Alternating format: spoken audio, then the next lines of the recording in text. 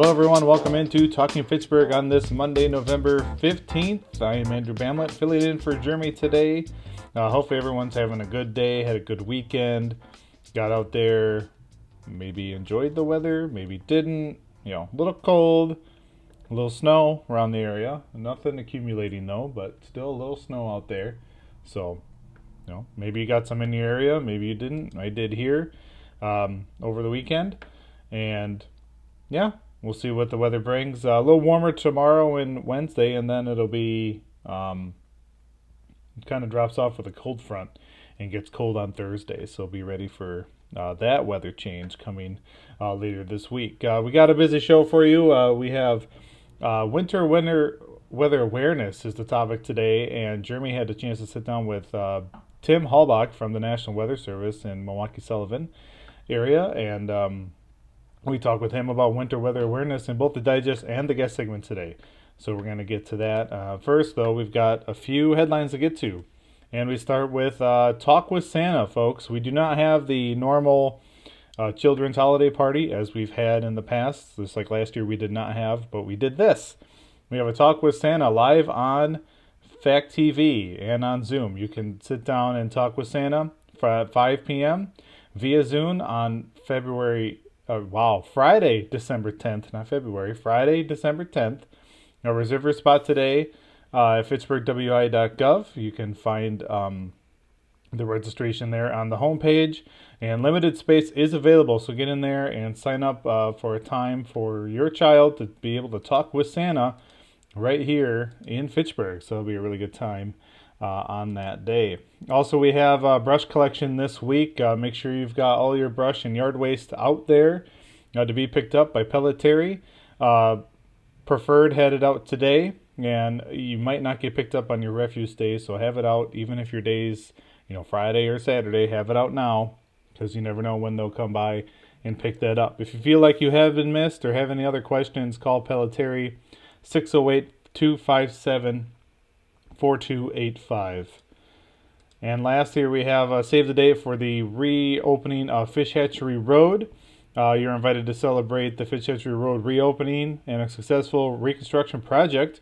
This will be held on Wednesday, November 17th, in a few days. And more details will be announced, and remarks will promptly start at 1:15 with a rubber cutting and refreshments to follow. So hopefully to see you all out at that. All right, that's going to do it. Said it was a quick headlines. Coming up, we have a two-part series with Tim Halbach from the National Weather Service talking Winter Weather Awareness Week. You're watching Talking Fitchburg.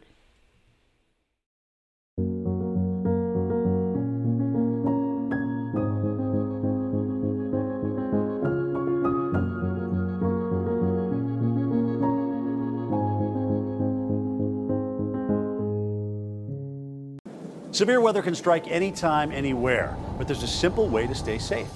Hey, Jim Cantori here. I stay safe in dangerous weather by planning ahead. You can stay safe too with a few easy steps. Build an inexpensive kit with supplies for your family's needs. Write down important information like phone numbers and medications. Always talk with your family, and remember any pets in your planning. Be ready, be safe. Start your plan today at ready.gov/plan. We're all just trying to keep things running for those who rely on us. Ready! That's why we don't have time to be sick with the flu. And especially this year, no one has time to get sick. Get a flu shot for yourself and those around you too. Welcome back into Talking Fitchburg. Joining me from the National Weather Service, Milwaukee-Sullivan, it's Tim Halbach, and we're continuing our conversation, Tim, with winter weather awareness, and turning our attention now to storm warnings, snow squall warnings, which we'll talk about here in a bit. But overall, forecasting snow in Wisconsin, I think it's an art. I love listening to all the different meteorologists trying to figure this out. But I love it. I think what's been the biggest thing that I've noticed from all of them is the awareness of a storm coming in. It does, I think you got to get over the hump of whether it's going to be 10 inches or 5 inches or 2 inches.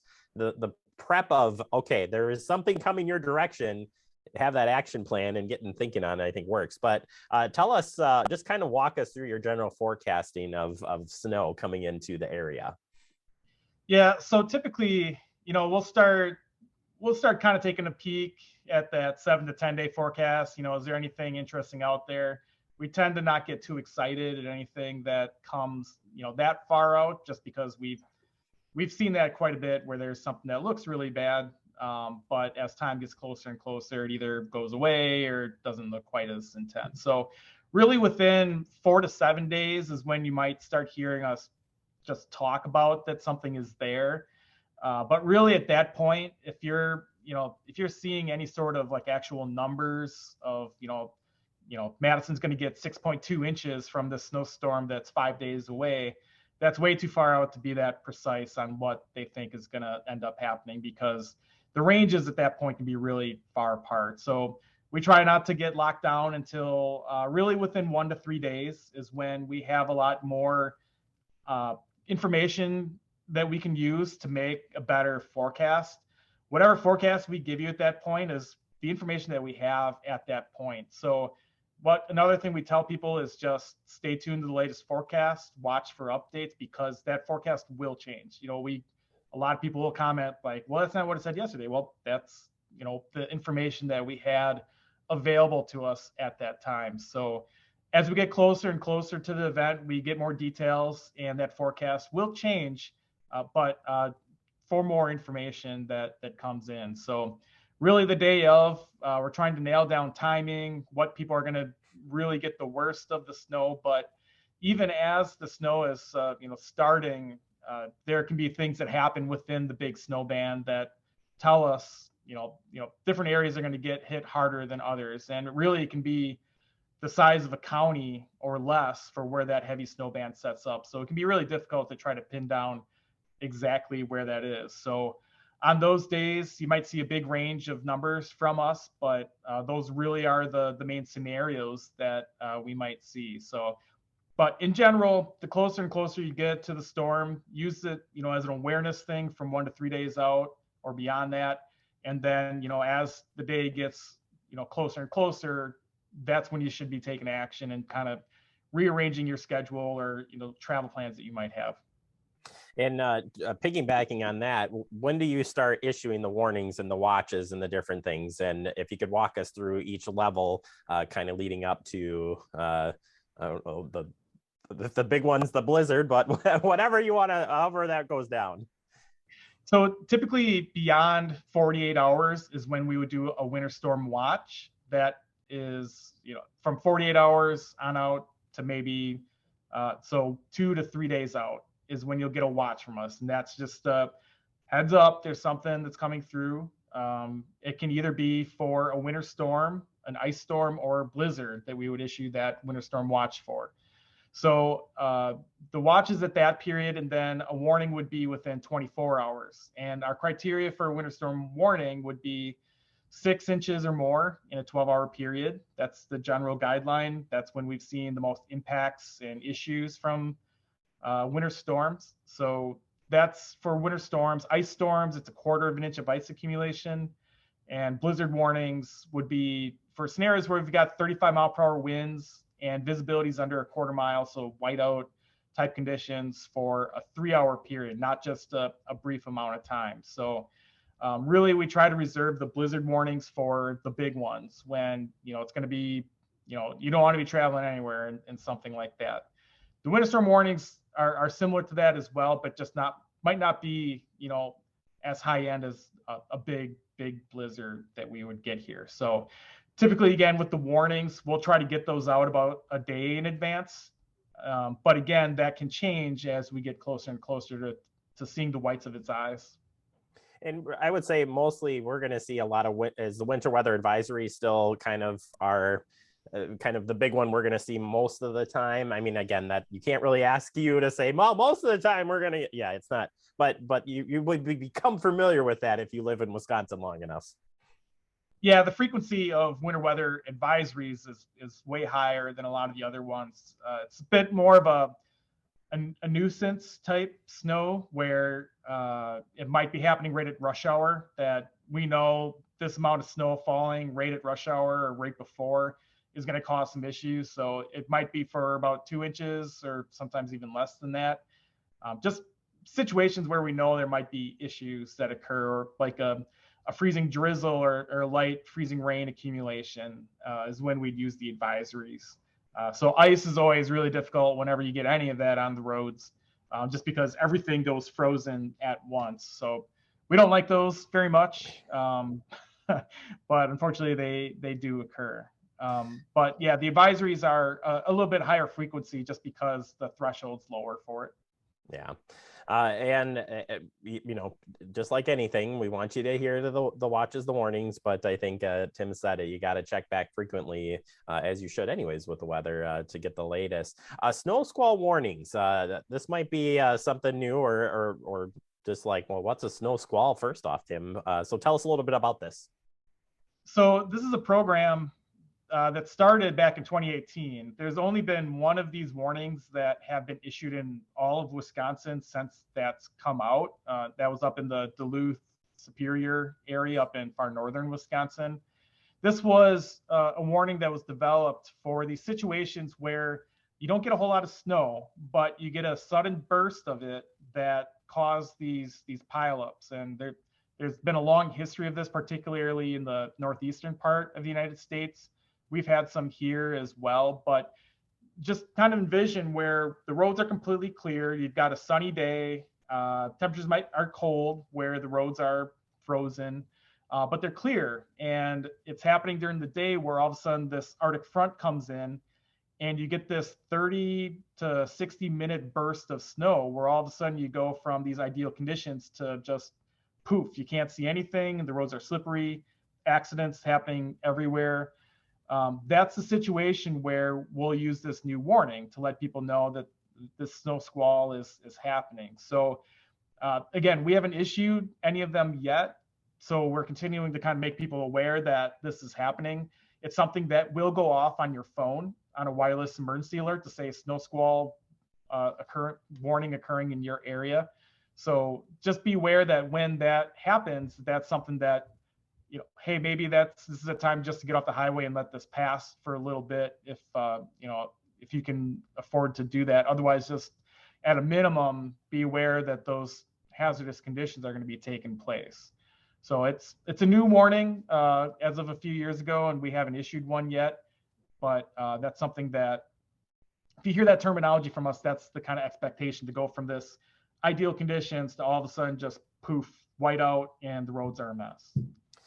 Yeah, and you know, with due time, we'll run into that. It's Wisconsin. We're due up for it, so we'll keep an eye on that. I didn't leave a lot of time here, Tim, for cold weather and cold weather emergencies, but real quick, we definitely have had some long periods of cold weather in Wisconsin, and we got to be on the lookout for that. So any suggestions or safety tips on that front, make sure we're staying warm and keeping an eye on that front.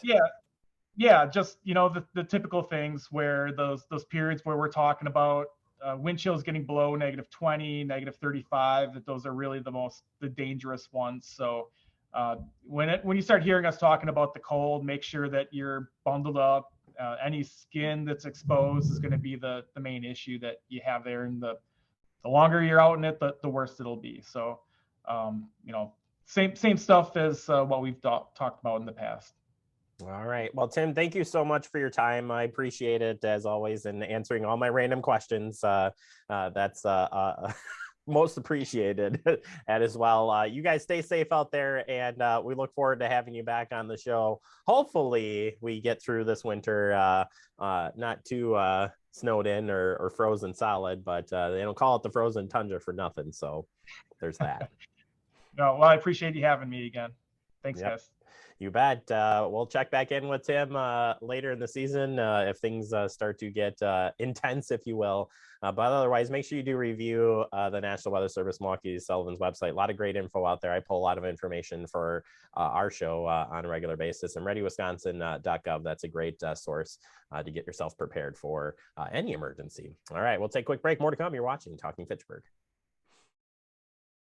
Brandon met a girl on a dating app. He finally found the courage to ask her out. No answer. He started to panic. Was he being... Hey, sorry I didn't respond. I was driving. She must be a keeper. You could be spreading the coronavirus without realizing you have it. So follow guidance from authorities where you live and do your part. It's important to limit in-person interaction with anyone outside of your immediate household, but phone and video chat are safe ways to connect. It's also important to limit any social gathering. This advice applies to people of any age, including teens and younger adults. Visit coronavirus.gov for the latest information.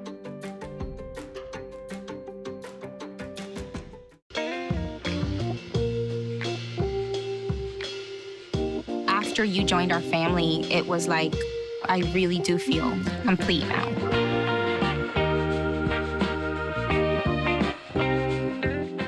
Welcome back into Talking Fitchburg. Joining me today, and I'm a huge fan, and he knows it. It's Tim Halbach from the National Weather Service Milwaukee Sullivan office. Tim, how you doing today? Doing fantastic. Is it too early to say you're my hero? No, I'm just kidding. Kidding. Yes, it is.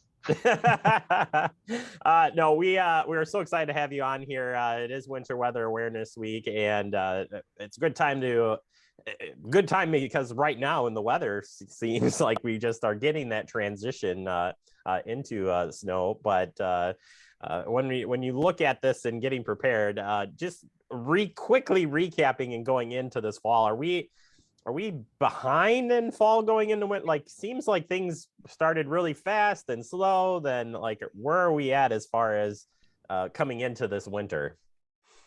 Well, things were a little bit slow because the growing season was extended quite a bit through October because we didn't really have any temperatures dropping below freezing for a good chunk of October. It's one of the warmest, if not the warmest, October that we've had here in Wisconsin. So from that aspect, things started late, in terms of getting any sort of cold. So it's probably going to be a little bit of a, seeing the actual cold air coming in and some of the snowflakes, it's going to be a little bit of a shock, but that's pretty typical for this time of year to have seen some of that. I know some people remember a few years ago on Halloween where we had quite a bit of snow and quite a bit of cold already. So just be thankful that we've had this long enough of a stretch. But as we get into December and all that, it's more and more likely that we're going to see more and more snow. As far as trendings go, we were interviewing Clean Lakes Alliance in Dane County this past week.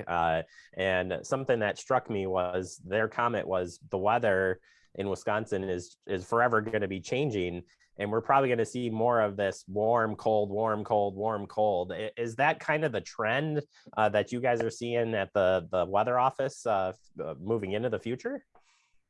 So one of the main trends that we've seen is with lake ice. So during the wintertime when it, because our temperatures aren't as cold for as long of a period as they used to be, the amount of ice that we're seeing on the lakes is a lot lower than what it has been in the past. And there's been some interesting research from some folks in Madison. I'm not sure which lake it is, but basically they've been monitoring the amount of ice that's been on their lake for the last 100 some years. And, there's a starting point where you could like walk all the way across the lake and then an end point where all of a sudden, like in March, April, the ice is gone. Well, that keeps on getting closer and closer and closer. That period of having ice on the lake keeps getting shorter. So if there's anywhere that we've seen it, it's there, along with just some more precipitation in different times of the year, like in the spring and fall, which happens to be either planting or harvest season for the farmers in the state. So those are some of the general trends that we're seeing. And, with the wintertime, depending on the patterns you get, every winter that we have here is going to be a little bit different in terms of if you have those ups and downs with the weather pattern. Now, Tim, do you buy into the Farmer's Almanac, to crazy weather experts out there on it's going to be a big snowy year, it's going to be a cold year, it's going to be a I don't know year? Where do you guys fall into that? So we are part of the federal government, and we don't make more money if there's a big winter storm. We don't make more money if we forecast that there's going to be the coldest winter on record or anything like that. So we are an unbiased resource when it comes to here's what we think is going to happen. And that's what any of the forecasts that you get from us on a day-to-day basis are going to be. If anything, we get more stress when there is, a lot more of that extra stuff going on. So in terms of any of those, I can't comment on what their goals or initiatives are there. Well, tell me there's like a poster in the break room with everybody guessing the period of how much snow there's going to be, the cold weather, and something else. Like there's got to be some type of inside thing at the weather service office with you guys, right? So there's two things, and we've kind of let it go the last couple of years, unfortunately. But we used to guess how much snow we'd get in an entire season, and then when the first inch of snow would occur, and we would just have like someone would bring in like snacks for that person that day, or something, or like going into the spring or whenever we finalized the snowfall total. But unfortunately, we've kind of gotten away from that. Well, I know you're still in some pretty good COVID protocols too, for keeping everybody safe. So I'm sure that didn't help anything. All right, well, we'll end the Jeremy asking random questions and get to some winter safety, because that's part of this conversation. This year, focusing in on more of the driving aspect, which makes sense. More people are hitting the road this year, and basically we've seen a lot of accidents out there because of people just being out on the road. But the winters in Wisconsin and roads, they just don't mix well, and that's just the classic case. So your first one is before hitting the road. That's where it starts. Yeah, and that's where if you know that there's going to be some snow, just giving yourself an extra 15-20 minutes to get to wherever your destination is can be really helpful to try to keep you away from getting into a bad accident. A lot of times, if there is even just a little bit of snow on the roads that make it slippery, and you're trying to drive at the same speeds that you would normally, that's where a lot of the accidents and the issues come up. So it's important just to give yourself a little bit extra time so that you can drive slower and be safe when you're trying to get to your destination. And that's one of the main key things we just tell people. We know you want to be strong, like, hey, we're Wisconsin, we get snow all the time, we can be tough and make it through this. But the biggest issues really come up when people are driving too fast for conditions and just haven't given themselves enough time to get to where they need to. We'd rather you get to your destination a little bit early, sit in your car, check your phone, from the parking lot of wherever you need to be. It's much better than having to drive too fast for the conditions. Yeah, you don't want to be sitting in the ditch and on your phone, trying to arrange transportation because of something that happened. As far as driving in the snow, I think the first snowfall every year, we'll get the list of 100 accidents that were State Patrol will be responding to, whatever. But basic tips besides getting there, what do you offer up Wisconsinites besides planning extra time?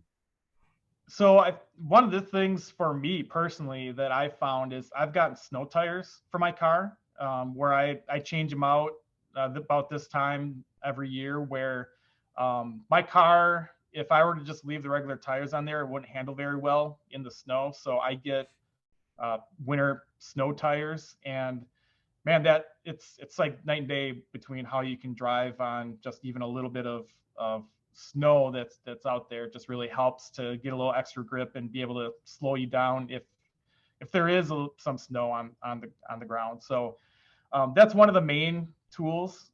We also just tell people to have a safety kit in the back of your car. You could envision if you do go into a ditch in the middle of a blizzard where first responders can't get to you, think about what kind of things you'd want to have in your car if you're stuck there overnight in the middle of a snowstorm. So things like a blanket, water. It might seem kind of silly, but that's a basic tool for being able to survive. And it shouldn't freeze in your car. It shouldn't freeze fast enough that you wouldn't be able to use it in that situation. But those are a few of the main things.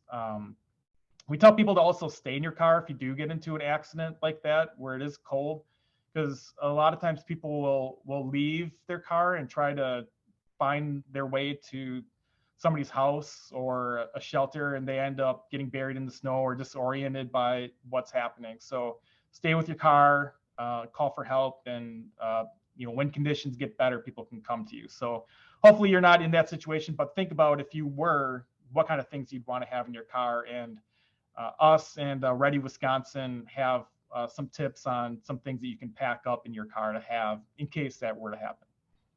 Yeah, super important. And this leads to pileups, very scary events. It's happened a few times in Wisconsin, notable one on 41 many years ago. If you get into that situation, Tim, and I know that it's safety tips and every situation is different, but overall, if you're faced with that, what would you recommend folks do? So it's one of those worst case scenarios where the visibility gets very low. And if there's a chain reaction accident, there'll be cars kind of scattered all over the road, and people will be driving along at their normal speed. And all of a sudden they'll come to face with a semi that's parked on the highway, and they can't slow down and they crash right into it. So if you want to go down the wormholes of being scared, just look at some YouTube videos of some of the pileups that have happened here and in Michigan in the past. It's just basically people can't see that there's a car or something parked on the road, and they go crashing into it. Another part, if you watch those videos, is people get out of their cars and try to run to the other side. Again, one of the better things, as scary as it might be, is to stay in your car and keep your seatbelt on. For when other cars might come in behind you, because if you're out and have a car or semi or something like that plow into you, you're going to have much less of a chance of surviving that, as opposed to if you stay in your car. So obviously just avoiding that altogether is helpful, but we know people are traveling for work and having to go other places. But that's why the standard thing we tell people is just slow down. If there is snow or ice or anything like that, that's your best way to try to make it out of a situation like that, is to not get into something like that in the first place. All right, we're going to continue our conversation after a quick break. Tim Halbach here from the National Weather Service, Milwaukee Sullivan, talking about Winter Weather Awareness Week. But overall, we're just going to talk about it because it's winter in Wisconsin. We'll take a quick break. Be right back. You're watching Talking Fitchburg. See on page 4 that the projections need to be flood next Thursday. Seriously? Thursday? Can't do that. This is really inconvenient. I have yoga that day. I have no time for this. So I can't do Thursday, but I can do Friday. Disasters don't plan ahead. You can. Talk to your loved ones about how you're going to be ready in an emergency. Don't wait. Communicate.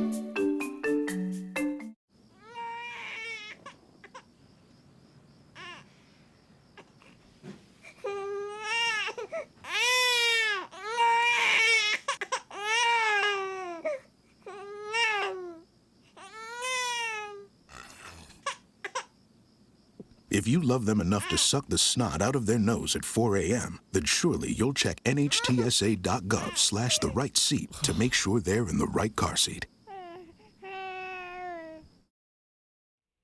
Welcome back into Talking Fitchburg. We're wrapping up the show today. I want to thank Tim for coming on today and joining us and getting everyone prepared for Winter Weather Awareness Week and being just prepared for winter coming up, as it's here. The cold is here, and all the weather and what to look for. So thank you, Tim. And that's going to do it today, folks. Everyone have a great day. Stay connected with Fact TV on all these wonderful platforms. Until tomorrow, everyone have a great evening. We'll see you back here Tuesday.